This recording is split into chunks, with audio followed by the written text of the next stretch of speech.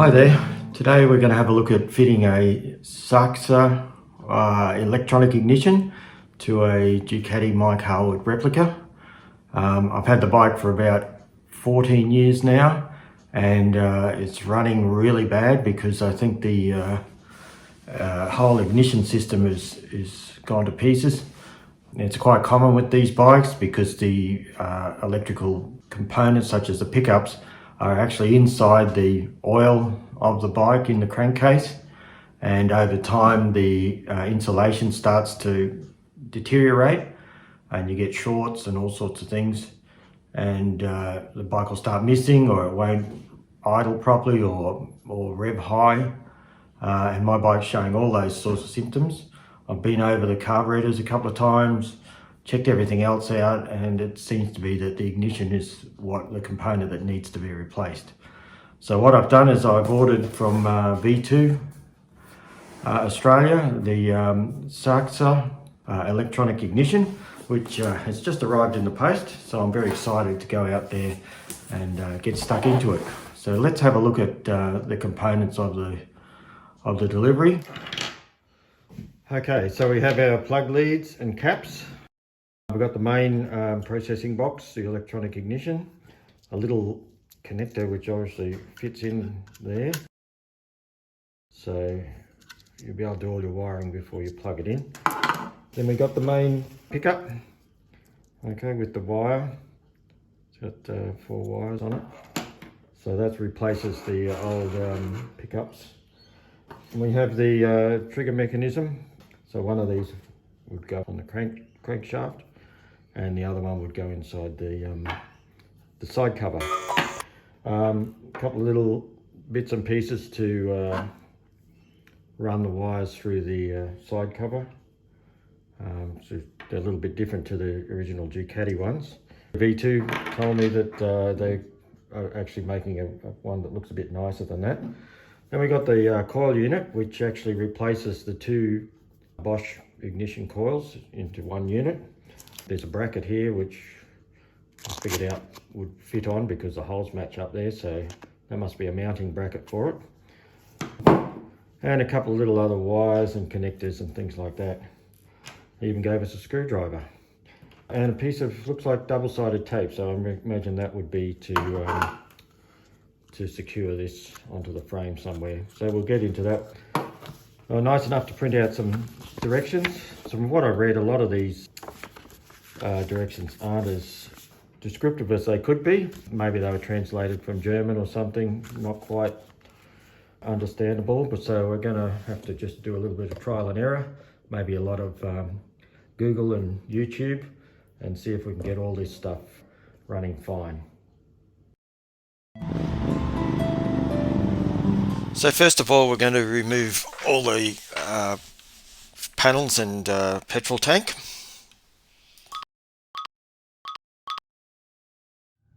And once that's done, we can gain access to the left-hand cover. So you don't have to remove everything, just loosen the exhaust, take the mufflers off, and drops down, and you can pull the cover off that way.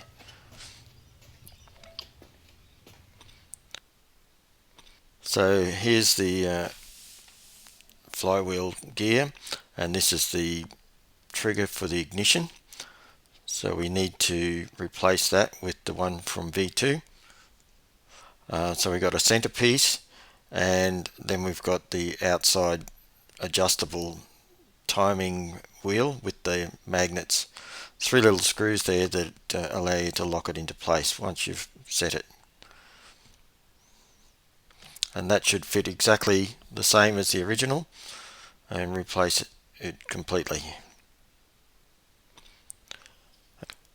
Now you are supposed to use the correct Ducati clutch holding tool, but to undo this nut, I'm just going to stick a little rag up underneath the gears and jam it in there, and that will hold everything still while I undo the nut. Okay, and there we go. So we'll remove the lock nut, remove the old ignition rotor,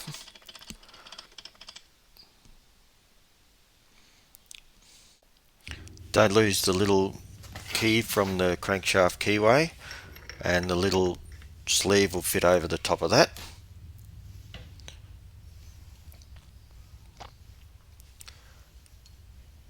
And then we fit the new ignition rotor onto the sleeve.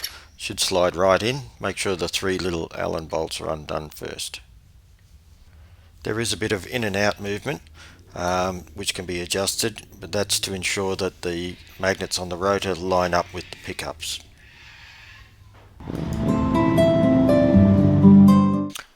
Okay, so the instructions tell you to remove the original pickup plate and replace it with the supplied one. So it's just a matter of using the original 2 screws. So we took the cover off. This is the old pickups here. So we'll remove those. We need to remove these inspection covers, so you need a 14mm hex socket or Allen key. Undo both bolts and lift it out. That's easy. Make sure you don't lose the little dowel that's inside the cover on the one side. So once we've replaced that, we've also got to replace the seal. Now this one looks terrible. This is on the bike when I bought it, and I've never done anything about it because it didn't leak, but someone's used some sort of resin and just squirted it in the hole and done it up. So all that's going to have to be cleaned up. So we'll take the old seal out and in the process clean off all the old glue. This is the new one that's supplied. It's a bit obtrusive compared to the original Ducati one, but it has got 2 O-rings in it, so it doesn't need a lot of pressure to do it up. So let's clean up the cover a bit, get rid of all the glue, and fit the new seal. Now we've done the pickup plate as well. Make sure you Loctite the screws. That one's a bit big now, but I don't think it'll make any difference. So the wire goes in a bit of a loop and goes through, so it goes through on a nice straight angle. All done and nice and shiny.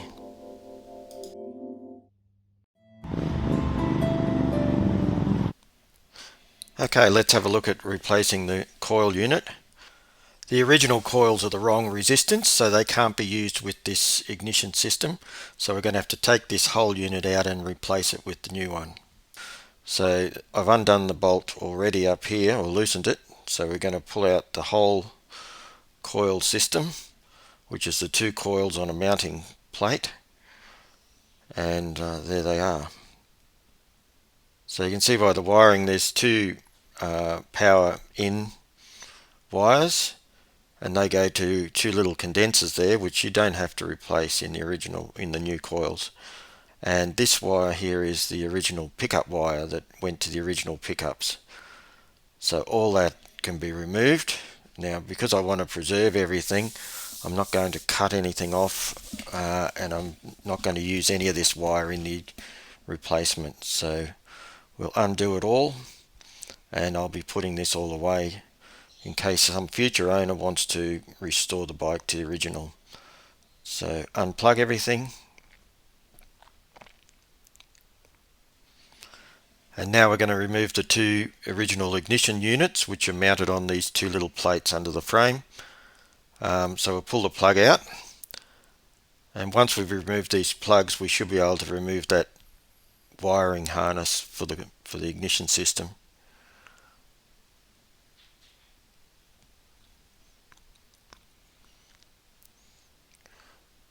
So this wire here, this orange one, which splits into 2, is the wire that we're going to use to power the new ignition unit as well as the coils. So there's 2 bolts to undo the ignition unit, one at the top, one at the bottom. And now all that wiring comes off in one piece. So we'll put that away.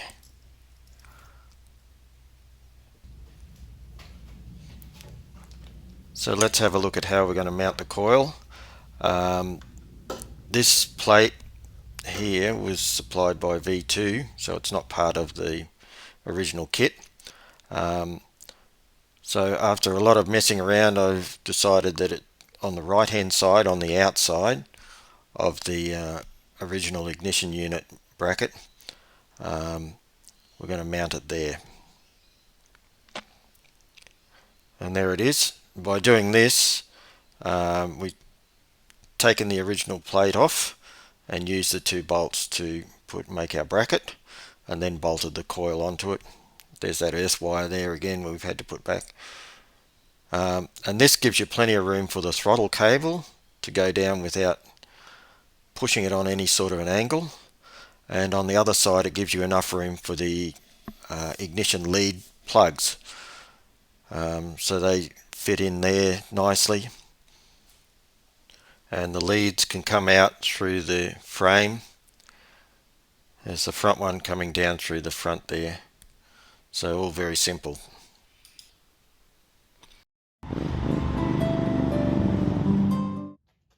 So I've decided to mount the ignition unit in front of the coils using the original mounts. So I've got the bracket from the other side, the right hand side, and just turn it round and it fits nicely there, and that'll provide a good mounting point to stick the box to. So just putting it in place now, and you can see it's going to fit down like that. I've decided to put it with the plug at the top, but you might decide to do it the other way around. But I want to be able to get to the adjustment screws underneath. So we need to run the wire from the ignition trigger up through the frame, just like the original one, and then up to join onto the box. So I've attached all the wires that I need to the box and put connectors on them. So I'll just put it on a piece of rag so you can see clearly. So we've got the power wire, and this is going to connect to that original orange wire that used to power the coils. Then we have the left and right hand coil wires, positives, and I've attached an earth. I'm going to cut that so we have 2 earths. And I've also attached the little LED that comes with the kit, which is just for test purposes, with the matching colours from the ignition plate. And there it is, everything in place.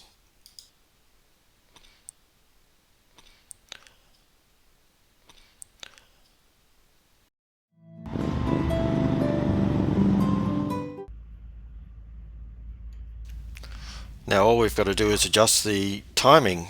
So this is the part where the directions are really difficult. Turn the key on and the LED should light up. Both of them should light up. If you look at the plate, both LEDs are lit up there too. Now we have to make sure that the ignition rotor is in the right position. So there's a mark there which lines up with that key. So you can do that before you slide it on. And just tighten up one of the screws to make sure it holds in place. So you can see when you rotate the magnets across the pickups, the LEDs go on and off.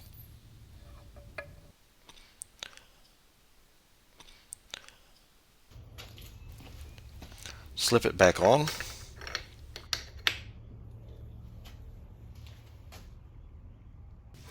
And do up the nut. Make sure you secure it with Loctite and torque it up to the correct specifications. Alright, so we put the side cover back on, just temporarily. Make sure it's flush. You can put a screw in if you're not sure. Turn the key on. I select top gear and I'm going to rotate the rear wheel slowly. So the lights go off and you'll see the red comes on, then the yellow. So the red is the front cylinder and the yellow is the rear cylinder. So we want to stop the motor exactly where the red one goes off. So we wait, the red one comes on. So get ready, just very slowly, and stop.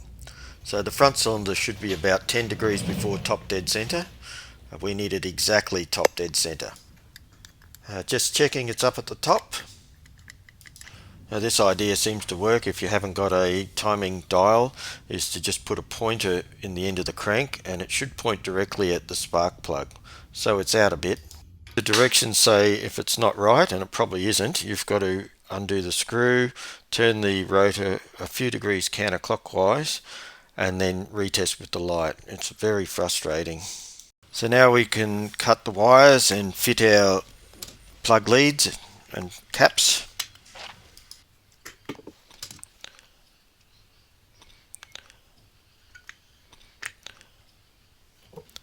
Now before I put everything back together, I just want to do a final check. So I'll pull down the door, cut out the light, and I'm going to turn the motor over. You can see both lights are on, the glow under the tank. So when the red comes on, it goes off, you see the spark. Now the yellow, red, yellow, red. So it looks good.